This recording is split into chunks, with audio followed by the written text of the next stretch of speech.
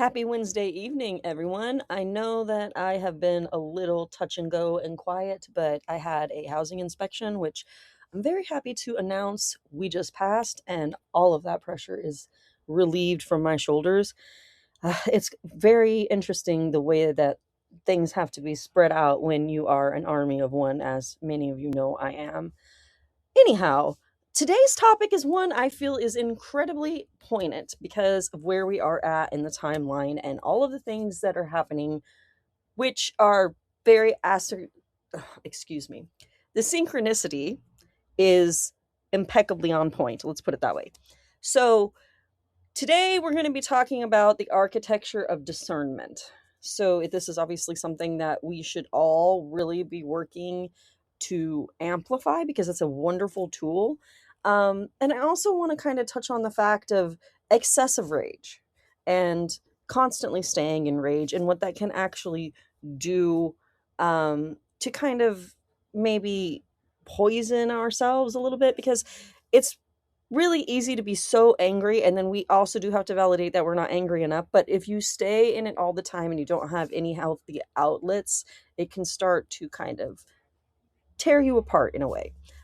So it's very important that when you are getting those energies out of you, you're doing it in a productive manner that isn't going to be projecting on other people or taking away from their self-esteem or eroding them as a person in any manner whatsoever. And I think it's very important that we talk about that, especially as it pertains to gender specific topics, emasculation, and what it looks like to be an ally and support people as we're working through these situations together, and ensuring that nobody gets kind of left in the wake of some really negative feelings that perhaps they haven't had the right supports to be able to work through.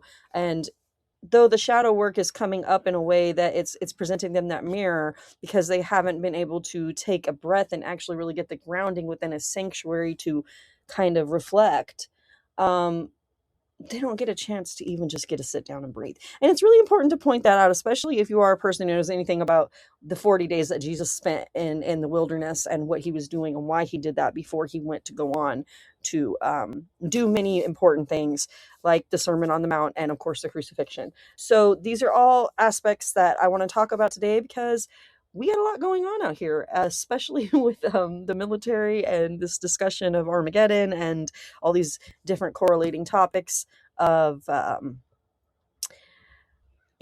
of like fever, acid. I don't know what's going on. How many mushrooms did you trip last night? Situation here, but let's get into it. So, as always, this is the Mind of Sai Marie, and I'm speaking to you today from a place of deep stillness. So, yesterday I kind of got a message from Spirit to peace, be still, and I tried to do my best to stay in that. As you know, that it's important for me to maintain myself as a light worker, and I decided to really, something popped into my mind alongside that with the peace, be still, and it was a quote from Lord of the Rings that is very on point. So after Galadriel decides that she overcomes the test and she doesn't take the ring after she sees the prophecy of what it would do to her. She says, I will diminish and go into the West. And the archetype is just on point. And that's what I really want to talk about tonight is archetypes, because let's look at everybody instead of individuals, names, and negatives in that way. Let's look at the archetypes of personalities as we are going through these things, because we're going to meet all different types of energies in advocates, in counter protesters, in the fascists themselves. And if we're not able to accurately discern what we're dealing with, it can kind of take us out of the scene. It will make it where, it kind of goes into that art of war tactic of knowing thy enemy, but you also need to know thyself. So these are all wisdoms that are very important. And another thing I want to stress is if someone is trying to encourage you to get out into the street, that's a great thing. But you need to go back and you need to assess some things with yourself, because 90% of the time, people who get out into activism, they really don't know what they're doing. They're activated by the emotions that they feel when they're seeing atrocity. And that's part of what the system wants to happen. So that's why it's important we learn discernment, my friends. We got to learn it and we got to apply it every fucking day. And it's again, yeah, very, very important. So in the stories we love, the West isn't just a direction, it's a sanctuary. It's where the high caliber souls go when the world becomes too loud, when it becomes too much and too foolish. But to get to the West, you have to cross a sea of noise. You have to navigate the scramblers and the vampires who want to hitch a ride on your radiance because they have no light of their own. And you must understand that in order to be a brave, you must be equal parts warrior and healer. You cannot just be ragey warrior all the time. You cannot just be ragey warrior all the time. Highlight that point, my friends. You have got to find a place to get into that healing method, and you cannot just rely on other healers to do it for you, because that is taking from their energy too, which leads me to energy vampires. That's right, my friends. Let's talk about it. So, to get to the West, you have to cross that sea of noise. You have to navigate the scramblers and the vampires who want to hitch a ride on your radiance because they have no light of their own. And today we're taking a tactical deep dive into the energy vampire and the false matriarch.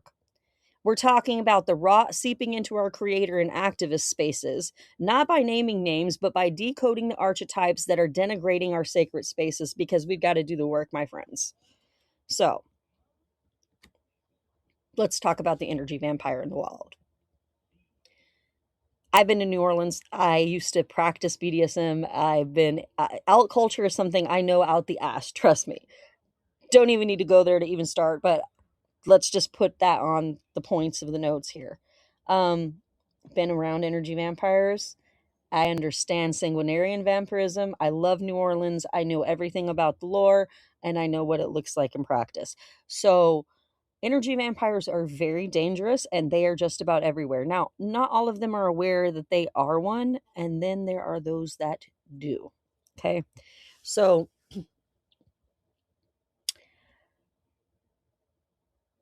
in activist circles, they often look like the scrambler. They are perpetually unstable, always fucked up, and constantly scrambling for a launching pad. Or they look like the person that comes in like a Jeffrey Epstein. Or they look like maybe a sugar daddy or a sugar mama situation. Taking in people that are in situations where they have less, homeless people, those on the street. And some people do it as a sense of charity, but there is always that sort of it's not a fair power exchange. And total power exchange, it's a very off balance kind of thing. And the person with the more money on top has the advantage over the one who would otherwise be without resources, without whatever they're doing for them. So these are the kinds of things that you'll see. And when they're trying to recruit people, this happens quite easily. And even the Children of God cult, which, bless her, the knitting cult lady, Daniela Mestanyuk Young, go read her books, my friends. This is the best. Quite seriously, my number one favorite creator. She is both ragey and fire when she needs to be, and then gracious and kind and soft. And there are some creators lately that are just so edgy that it's just too much. And that's why I'm here. There's got to be a balance. There has got to be a balance where you can breathe and feel safe. And the thing about radical love is, especially with consideration to this, is it is the most revolutionary thing that you can do as a person right now. And if there is nothing else that you can do radical love, because that is the most important thing, truly, truly, at this time. So, the mimicry of substance, because they'll use the language of the revolution, but they really don't have any experience with it. They don't have tactical gear. They want the title of a protector or security, but they don't have any discipline. They get down there and they're ready to give, which is great. Don't get me wrong. But they don't have equipment and they have no strategy in order to keep themselves safe or anyone else. So it's a lot of bodies there that are basically giant shields waiting to be mowed down. And I hate to put it that way, but if somebody's asking you to come up with them, consider if that's what they're trying to use you for while they're simultaneously packaging it as a great deal, because it's really a Trojan horse gift. And I know that we all have to make our own decisions on what sacrifices we're willing to make, but this is your life you're considering. If you are a parent and you do that, especially with its consideration to people who do not have children that are influencing you or impacting you in any way to do something, you need to step back and you need to really reflect on what that means. Because it's the situations where we walk in and we don't think about those things that somebody ends up getting hurt. And in the worst case scenario, many somebodies end up getting hurt. And that's not what we want, right? So the mimicry of substance, like I said, they use the language of revolution, but they have no tactical gear. They want the title of protector or security without having any discipline or experience. They don't have equipment. They don't know how to strategize. And they honestly really don't have any clue what they're doing. They're just standing there hoping that nothing bad will happen. And then there's the intellectual parasites. They are drawn to intelligence. They seek out the authors, the journalists, the architects of ideas. They want to harvest your connections. They want to find out what they can get from you so that they can, cross promote what they need done so that they can be performative. And I'm sorry, there are many, many, many, many performative activists right now. And that's just the reality of the situation. And instead of these many newcomers coming in and going and trying to partner with people that perhaps have more experience or were involved in places like Portland, like myself in 2020, they don't really listen to them very much. They don't really take advantage of the opportunity when these people are at the table ready to talk to them. They put up these walls like they think that I'm COINTELPRO or something. Bro, look around you. Do some background check on your allies. Look and see what they got going. You might be surprised, because when you underestimate the people that are at the table to help you, what are you doing to the mission? So these are things you have to constantly be aware of as an activist when you choose to do these things and you choose to become an advocate. What does it mean for you? Why are you doing it? And how can you protect yourself and the people around you the best? Ask yourself these questions. Then write down what you know you need. It is complete foolishness to stand in front of a Capitol knowing that you might get shot and not have a tactical vest gear on. And I know that that might seem a little bit like that's the point of being brave. And yes, that's great. Courage and bravery is wonderful, but at the same time, hubris is our downfall. We must all remember that. So, those intellectual parasites, like I said, they're drawn to the intelligent ones. They seek out the writers, the journalists, the architects of the ideas, and they want to harvest those ideas from them and their connections, their strategies for growth, and then use it to fuel their own failing or their dynamics for whatever they're doing, so that, they can boost their GoFundMes or they can boost whatever their agenda is, which isn't, necessarily in itself bad, but, you have to be aware of these things. How much do you want to give to others without getting in reciprocation? How much do you want to have taken from you? Again, going back to that energy vampire thing. Then there's the cost of connection. When you allow a scrambler type into your sacred spaces, you're not helping them. You are subsidizing their irresponsibility with your own life force. They will call you all kinds of great things to get whatever they need out of you 1,000 times and more. They'll boost you up and they'll blow hot air up your butt. But they will never meet you at your caliber, because they're always going to be too busy being used as a prop in someone else's performative plays. So as we think about true colors and then what I said earlier, the false matriarchy, I want to establish the difference between the divine feminine and a true matriarch. Anyone who identifies as divine feminine is divine feminine, but not any divine feminine is a matriarch. Matriarchy requires understanding, raising, and dealing with children. How to run a structure that is going to be the best benefit to raise them into able-bodied, capable adults safely. A matriarch is not something to be taken just and run with. We want a matriarchy. We must understand that we must respect our matriarchs. We must look to them even when we see our Kalis out in the street thinking, oh, well, there's divine rage. There is divine feminine rage. Just because someone seems soft does not mean that there's not a bear warrior inside of them. And at the same time, without some of that softness and that whimsy, what do we become? Just like them, no? And is that what we want to be? And so, addressing that false matriarch, there's a trend right now of using terms like divine feminine as a shield for being a cunty, performative activist. And true colors are being shown more now than ever. You see people claiming to be leaders while they denigrate others behind the screens. You see people looking like one way in front of those screens that's being presented to the world, and then you hear them talk about each other behind the screens in ways that you would not want to have repeated because they don't really like each other. Infighting has always been a problem with activists. It's really sad, true. But yeah, true colors are being shown now more than ever, and you see people claiming to be these leaders who are then making people feel denigrated behind the scenes. Their activism is a ride that they're taking until they find a higher caliber exit. You never know when that's going to be. It might be going to a new country. I've seen this happen so many times. Finding a new aesthetic, suddenly deciding that they're no longer going to be an activist even. You'd be surprised how quickly bail happens when people realize how real it can become. So, make sure you're not blinded by someone who is acting like the light on the surface but is being harmful in their actions. If their light requires them to use people as security without protection or string along unstable souls in their ego, that isn't light. It's a lure. They're attracted to the attention. They are zapping you of a light source.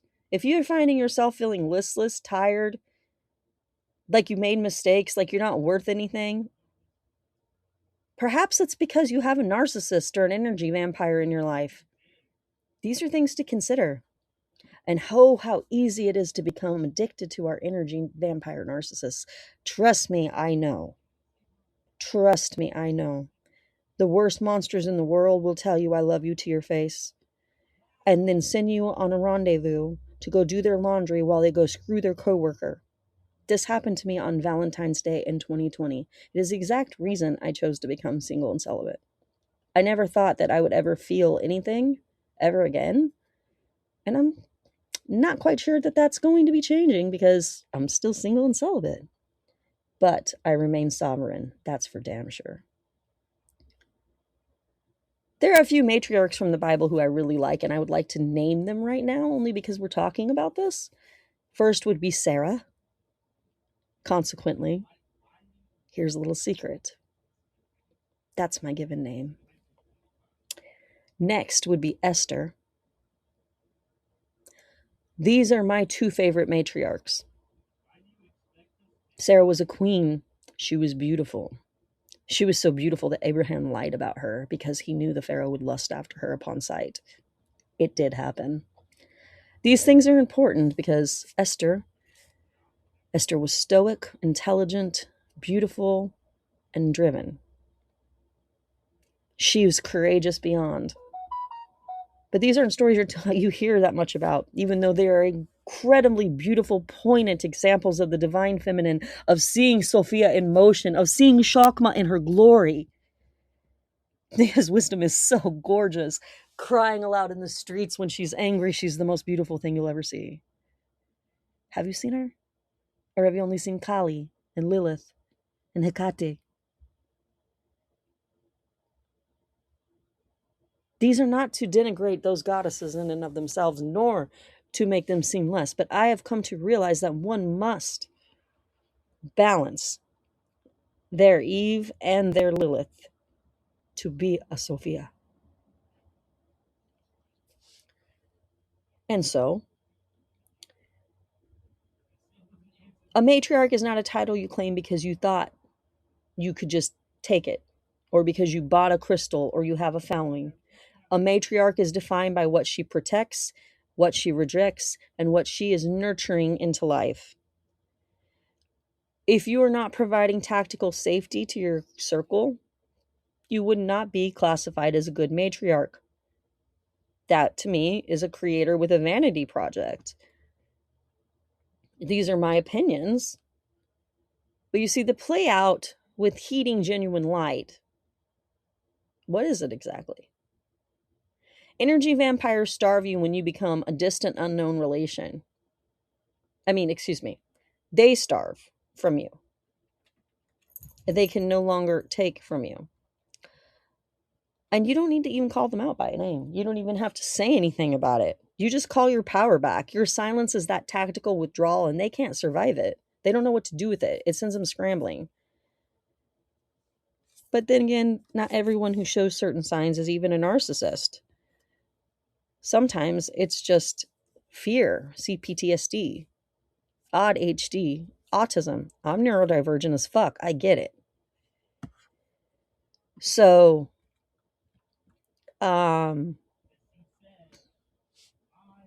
energy vampires come to look for people that they can get something out of.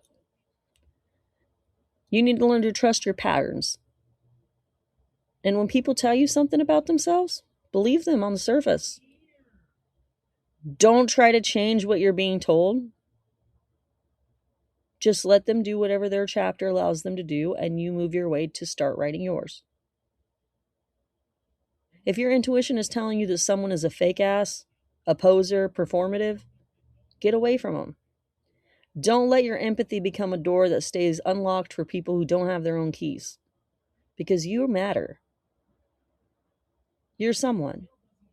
You're a person of high frequency.